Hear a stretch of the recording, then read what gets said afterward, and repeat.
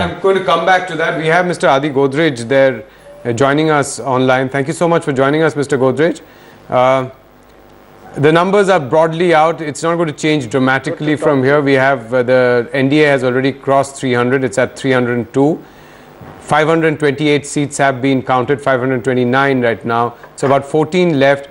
Out of those 14, about 14 are still left. In all of these 14, actually, the BJP has contested. And interestingly, the BJP is about 14 seats away from 272. So it's already leading in 258. Let's say it gets even 60% of those. It will still be 266, very close to a majority on its own. Mr. Godrej, give me 3 things that you want Mr. Narendra Modi, because I have no doubt that he's going to be the Prime Minister. I'm sure the BJP is not going to elect someone else now. 3 things that you want Mr. Modi to do as soon as he takes over.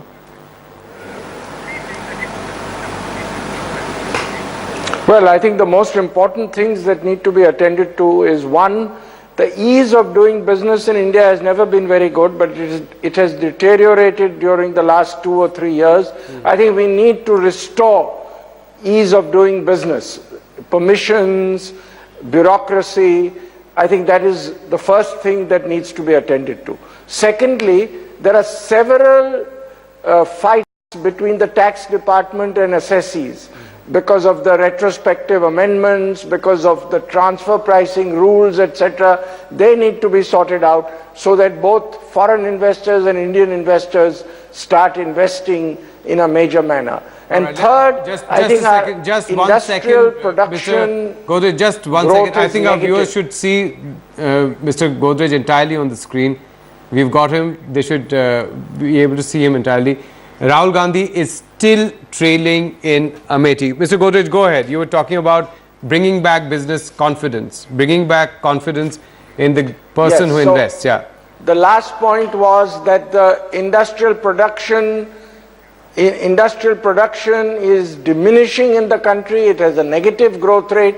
I think fiscal stimuli need to be provided. I think the budget, which will be presented in early July, will be a very important determinant of how rapidly we can restore ourselves to an 8% plus growth rate. Can we go one by one, Mr. Godrej? Good morning, sir. Prashant here.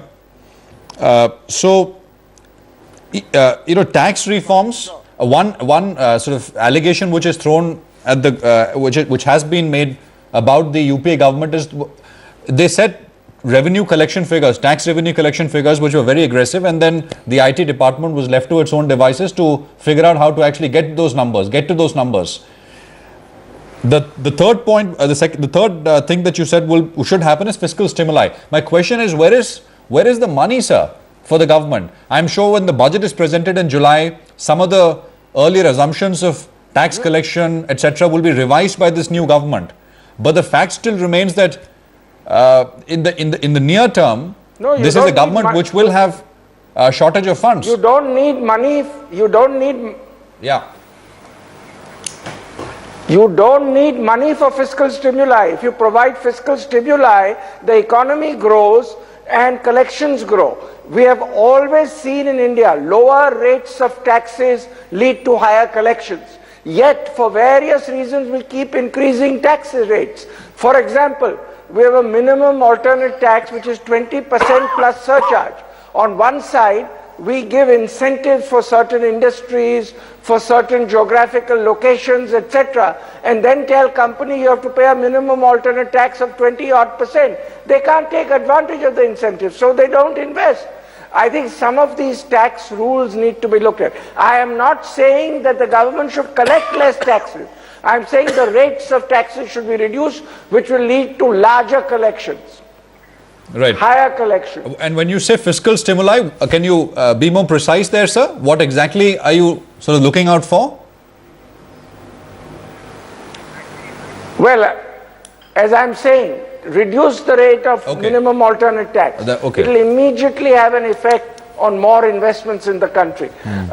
Excise duties in certain cases, they already did it in the interim budget on automobiles. In certain industries, excise duties need to be reduced. Lower rates of excise duties, lower rate of VAT will lead to higher collections. The first thing that you said was ease of doing business, which has deteriorated over the last couple of years. It was never any good. It was never very good, but it has really come down quite a bit last few years. So can you go into that a little bit? I mean, what exactly is business and business leaders like you sort of looking out for there? Because, one of the things which Mr. Modi has said, well, we want lesser government and more governance. Are you tying this into what Mr. Modi has said? Are those similar things, or are you talking about something else? No, I'm talking of exactly that. He's made an excellent statement. We need less government and more governance. So less government means why should everything go case by case for central government and state government clearance? We should get things on an automatic route much more than we have. And I think that's what Mr. Modi has said during his campaign. That will help tremendously. For example, even permissions to put up a new commercial or residential building in India in most states takes up to 2 years. It's ridiculous. Why should so much time be spent on giving permissions? And why should there be so much case by case permissions in this country? Do you broadly expect a much more business-friendly government?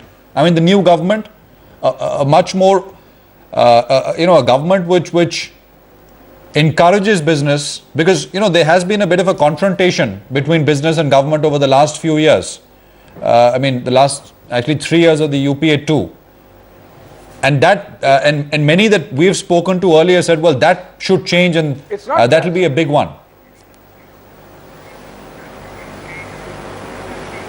Yes, certainly. I don't think it's just a question of being more business friendly. It should be, the government needs to be more growth friendly, which automatically means that business will prosper. Also, it should be more entrepreneurship oriented. So I think, I expect, because clearly Mr. Modi in his speeches, the BJP in their manifesto, etc., have mentioned this, and I expect it will be implemented. The question is, implement it quickly. For example, the goods and services tax will add 2 percentage points to GDP growth rate, other things being equal. Now, the Congress clearly tried to pass it, they couldn't work it out.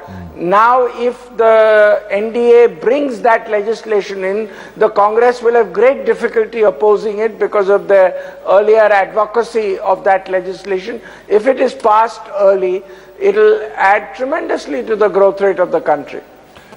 Mr. Godrej, when the UPA 2 came to power, right, there were huge expectations. If the stock market is any barometer, and it can be argued it isn't, but in a way it does reflect how people, companies, corporates, investors are feeling about the economy, right? There was euphoria, real euphoria back then.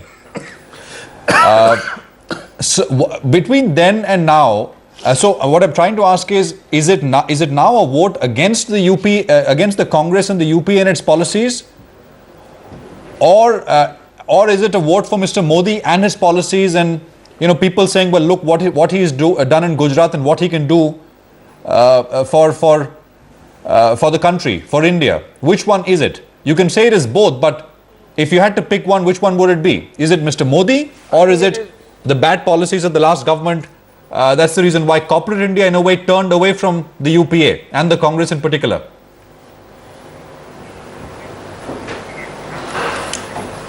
I think it's both, definitely. You can't choose one or the other. I think clearly, as I said, ease of doing business deteriorated very considerably in the last 2 or 3 years. Growth rate started coming down. Industrial production had negative growth. So clearly people were very concerned about the lack of effectivity during the UPA 2 regime, especially in its last 2.5 years. And I think clearly Mr. Modi's utterances on growth, on governance, on having less government in his regime, etc., have helped a lot. I think another thing, there's a great trend in India that the electorate is going for development. You see it again and again in state elections, in this national election, that people are voting for rapid development. Mr. Godrej, would you be sort of very keen on knowing or sort of you would have certain people who would be best suited to certain ministerial posts like the finance minister, I mean posts related to the economy? Would that be of a great deal of interest, or is it going to be, as many have told us, is going to be a hub and spoke model which has been followed in Gujarat, where Mr. Modi essentially leads his bureaucrats, the Prime Minister's office will dictate policies and others basically implement?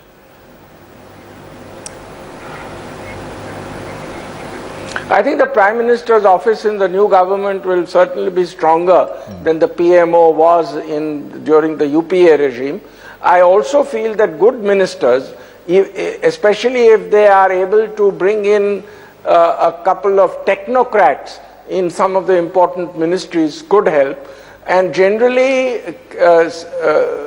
ministers who are willing to take quick decisions in the growth direction will certainly help.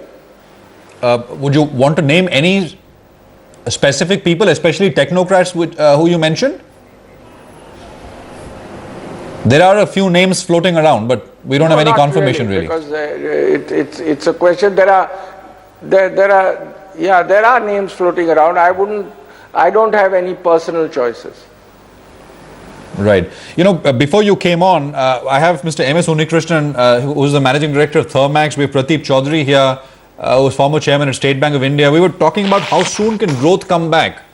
And, you know, both our guests here in the studio with us, Mr. Godrej said, well, 8%, back to 8% GDP growth in 2 years isn't unachievable. How would you respond to that?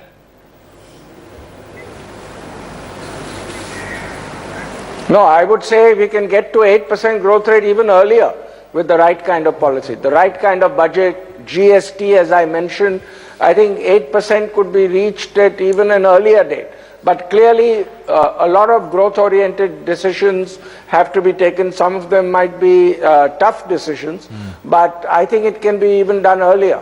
India has great potential, and the utterances during the campaigning, to my mind, indicate that Mr. Modi and his team want to get back to a high growth rate very quickly. Mr. Godrej, appreciate your time, sir. Thanks very much for joining in.